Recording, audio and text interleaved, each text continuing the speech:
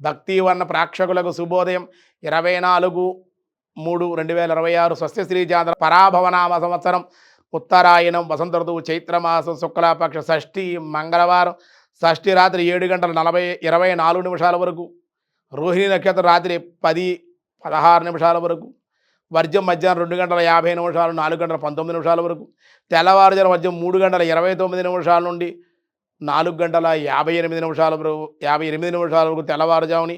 దుర్ముహూర్తాల ఉదయం 8:29 9:17 వరకు. రాత్రి 10:54 11:42 వరకు దుర్ముహూర్తాలు. సూర్యోదయం 6:05 సూర్యాస్తమయం 6:07.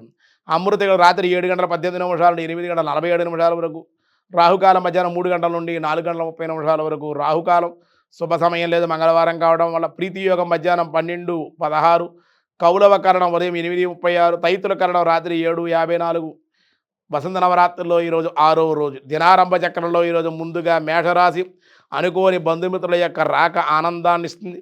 కొన్ని ప్రయోజనాలు సాధించుకునే అవకాశం ఉంది. వృషభ రాశి వారికి శారీరకంగా అనారోగ్యం వల్ల ఇబ్బందులు, ధనవ్యయము, అశాంతి. మిథున రాశి వారికి ఎంత ధనము వచ్చినను మంచినీళ్ళ వల్ల ఖర్చొగుట, ఇబ్బంది, ఏదో తెలియని అశాంతి ఉండే అవకాశం, కానీ ధనయోగం కూడా ఉంది.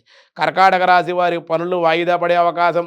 నిరుత్సాహంగా ఉంటారు, కానీ శుభవార్త శ్రవణాన్ని సాయంకాలం వింటారు. సింహరాశి వారికి వ్యసనాల దూరంగా ఉండాలి. గౌరవభంగం, చెడు స్నేహితుల వల్ల ఇబ్బందులు ఉండే అవకాశం ఉంది. కన్యారాశి వారికి అధికంగా కోపం వల్ల నష్టపోవుట, అందరితో విరోధంగా ఉండి అందరికీ దూరంగా ఉండే అవకాశాలు ఉన్నాయి. తులారాశి వృత్తి వ్యాపార వ్యవసాయ మూలక ఉద్యోగ మూలకంగా లాభాలు అయితే ఉన్నాయి. వృశ్చిక రాశి వారి కుటుంబ సమస్యల నుండి బయటపడే అవకాశం. దేవతా ఆరాధనలో కానీ దేవాలయ దర్శనాల్లో కానీ మీరు పాల్గొనే అవకాశం ఉంది. ధనస్సు రాశి వారికి నూతనమైన గృహ నిర్మాణ ప్రయత్నాలు కలిసి వచ్చుట, కుటుంబ ఆనందం. మకర రాశి వారి స్థిరాస్తుల విషయాల్లో ఒక కొలిక్కి వచ్చే అవకాశం. అధికార ప్రాప్తి, ధనప్రాప్తి, సంతానం ద్వారా శుభవార్తలు వినే అవకాశం ఉంది. కుంభరాశి వారికి విద్య అండ్ అభివృద్ధి, కొత్త అవకాశాలు అందుకునే అవకాశం, కుటుంబ ఆనందం. మీనరాశి వారికి రుణబాధలు పెరిగే అవకాశం. ఎంత ధనము వచ్చినను ఏదో ఒక రూపంలో ఖర్చు అయిపోవడం వల్ల ఇబ్బందులు పడే అవకాశం.